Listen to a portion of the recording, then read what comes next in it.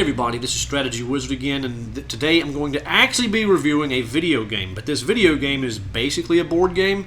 It's just that it takes a little more mathy type computations that makes it not very conducive to a board game setting. A lot better for a video game. But for people who are abstract gamers who like chess, onitama, that kind of thing, this may be up your alley. So let's go ahead and check this out and see what you think. This is a very simple user interface. Tactical Mind 2 is a sequel to a game that's basically the same. There's no reason to go backwards. They're both very cheap. They're a few bucks. And Tactical Mind 2 is plain better. More features, better graphics. There's just no reason to go backwards. It features a campaign, which is essentially several different boards that you can play in succession as it probably gets harder as you go. Haven't really done much of the campaign. Single player, you just play against the computer player on just a basic level. Hot seat, you play with someone else sitting in the same room with you. There's no online with this game in case it matters to you. There's a simple rule book that goes through all the different instructions on how to play, which is very handy because if you forget, you can quickly come here to remind yourself, and overall, it's all pretty simple, so it's not that complicated of a game to relearn if you forget. There's a tutorial that you can go through to make it even easier for you, and then there's the credits. Apart from that, we're ready to go. We'll go into single player. You can choose different layouts of the board. If it's a sphere, so it's three-dimensional. Capsule is also three-dimensional, but it's just longer like a cylinder, but with ends.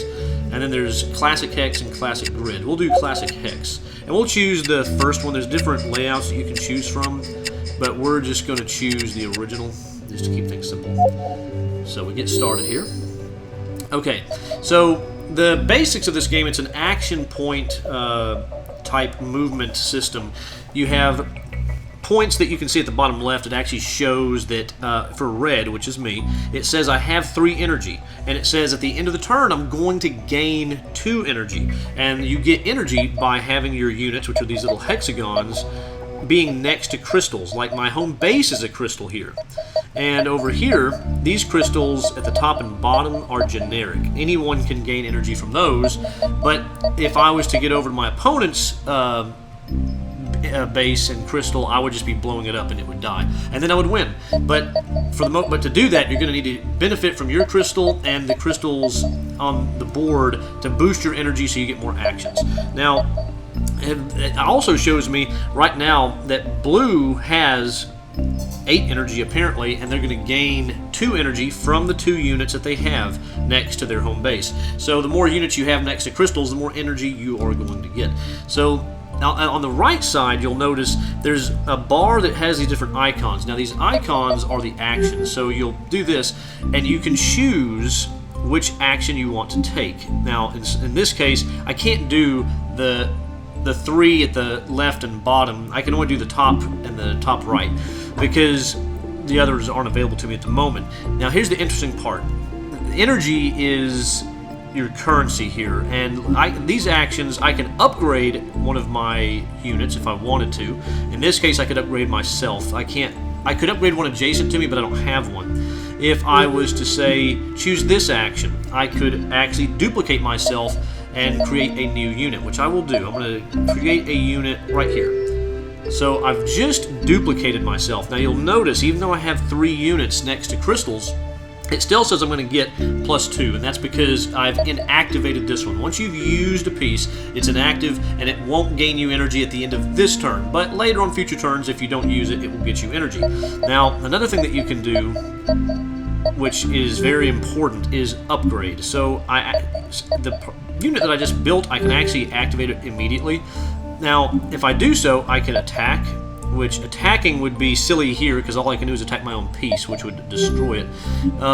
What's more logical would be to say upgrade. So I'm going to spend an energy, and I'm going to upgrade myself, actually, which now makes this a level 2 piece. If you can get to level 5, you can actually move your pieces. So level 5 pieces can move, they can attack and destroy everything, so that's one of the first goals, is to get a level 5 piece so you can go and obliterate your opponents.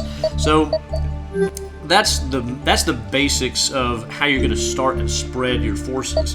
Now, let's go back over here. You'll notice if I want to do another action, I technically have 1 energy, but I can't do anything because every single time that you use a given action, it gets more expensive the next time. So now the upgrade and the duplicate actions cost 2 energy, and that's going to be but everything's going to get cheaper as the turn ends. So I'm going to go ahead and stop, and you'll see. You can pass. You can see by hitting the top button. So I get 1 energy for that one guy. They're going to start spending their energy and doing different things. And as you can see, things got even more expensive. Now, because of the actions they took, it costs 3 to duplicate. It costs 4 to upgrade. But no one's attacked or moved, or the bottom right one is to disable, which means that you can just inactivate a unit of your opponents on their next turn. Basically, it just stuns them, I guess you could say. So no one's done those. They still just cost 1. But these other actions are getting very, very expensive. And as you can see, I can't even afford to do anything other than attack my own units. So I'm just going to end my turn. I get energy for all the people, and you'll notice I got 2 energy, and he got 3 energy for his people that are... Basically, you get energy equal to the level of your piece that's next to a crystal. So it really behooves you to try to get very high value pieces next to crystals so you can get tons of energy.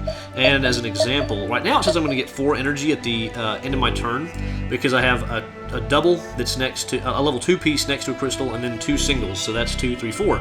If I was to say now I can actually afford to do something because stuff has gotten cheaper because he didn't do anything, I didn't do anything. If you don't use an ability, it gets cheaper at the end of the turn, and since neither one of us did anything for 2 turns, the stuff got really cheap.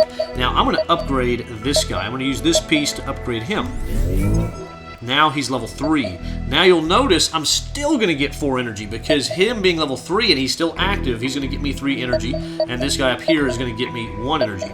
So the question is, would I want to do anything else? I could duplicate for cheap. That's probably a good idea because if I duplicate here, either one of these spots, I'm still going to get the same amount of energy at the end of the turn, so that makes a lot of sense. And I might even duplicate one more time since it's still fairly cheap. Because if I do it now, it'll be even more expensive for my opponent. So let's go ahead and do that. It cost me a little bit more, but I think that's okay. So I think that's pretty much it that I want to do. We're going to go ahead and end my turn. And there they go, spreading around like crazy people, and they've made the duplicate action cost even more. Now it's going to cost 4, and upgrading costs 4. That's way too expensive for my whopping 5 energy that I have. I'm going to get 7 energy at the end of the turn, though, and that's pretty awesome. So I'm just going to take my energy. And they did the same thing. They're just saving up. But here's one of the coolest things that you can do. So let's see. I'm going to... yeah, it's pretty cheap now. So I'm going to build here. Now this unit can actually do something. Now I could attack somebody. I could upgrade, could disable. So I could disable their level 3 unit. That way it doesn't get them any energy and it can't do squat diddly on their turn. Now that would be pretty powerful. Could also attack. So if I was to attack him as an example, it just takes him, you do as much damage as your level. So I'm level 1, I do 1 damage. It takes him down to level 2. So that's useful, but, you know, maybe it wasn't the best move, but just as an example so you can see, that's what that does. So the more powerful you are, the more damage you do. I'm going to... Boy, everything's just so expensive. I might level somebody up just to help me out and get an energy in the long run. I'll go into my turn, get a little bit of energy, not as much as I'd like. Ooh, and they just killed my unit. How thoughtful of them. I could do the same thing back to them, but now the attacking is getting more expensive because we both used it in a row. But I could disable them. So let's just say I go, you're disabled, so on your turn you don't get to do anything. And then I want to show you one more thing before I end this basic overview. I want to level this guy up to level 5 if I can. Yeah, we'll level him up one more time. And he is, and you see how he floats. Now he is ready to be moved, so the move action has become available. Now, the cool part about a level 5 unit is that they can actually do quite a bit. You can... Let's see if I can do an example. Let's say, I'm almost out of energy, so I'll just do this. I'll upgrade someone. And you'll notice he's still active. A level 5 unit only deactivates once they've moved. So now I'll move over here. And I will end my turn. And I got 5 energy for that. Now they disabled me, so that's unfortunate. I was going to try to attack a bunch, but of course I should have known they would have done that. But that's the gist of it. Now at this point, if I could get in there and keep them from, stopping me, I could then, attack, move in, and get ready to blow up their base. Boom, game over. But as you can see, it's pretty complicated in trying to actually get through all of the enemies, since they can disable and attack and do other things. So there's a lot going on in this game. That's the basic overview, so I'll just go ahead and tell you what I think right now. This game is very unique. I'm not a big fan of abstracts, but I find this one to be really fascinating. I like the action points as currency that you can make more expensive for your opponent on their turn by using the same action multiple times. I think that's really cool. So you have to balance the idea of, I only have so much energy. Is it worth doing an action just to make it more expensive for them, even if I don't really need to do the action? Because you can typically have an idea of what your opponent needs or wants to do, especially once you start getting multiple level 5 units on the board, especially if you play a bigger board, there'll be more level 5 units around.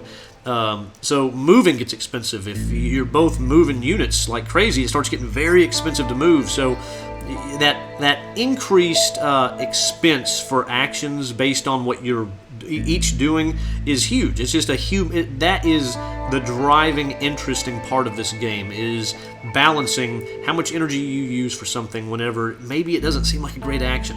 That I really like. Now, apart from that, it still has the basic abstractness of an abstract game. I mean, you're just moving pieces and attacking pieces, taking pieces, and trying to take your opponent's base. Like in chess, you'd be going for their king, or in Onitama, you're trying to go for the king or the base.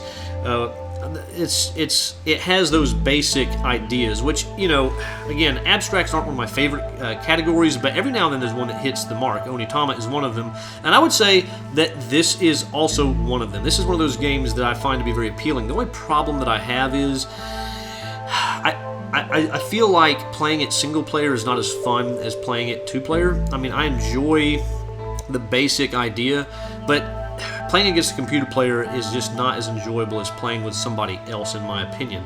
So, since I don't have anybody who just really wants to play this with me, it diminishes its value for me personally. But I think that as an abstract game, it's still very, very well designed and interesting. So, that being said, I would say that for anybody, I would recommend it for anyone who would enjoy a solo abstract experience, unlike myself.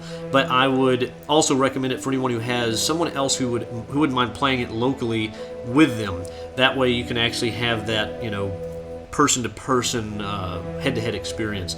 And, the campaign could also give you some fun if you want to go through that progressive challenge of, bigger and harder levels, but I don't think I'm going to give this an actual regular rating like I do most games. I'm just going to say it's recommended for people who like abstracts and who really, if you want to have a solo abstract experience, this is really should be up your alley. So abstract lovers and abstract fans who would like a solo experience, recommended for you. So that being said, thanks for watching. I appreciate it, and I hope y'all have a good one. I'll see y'all on the next one. Bye.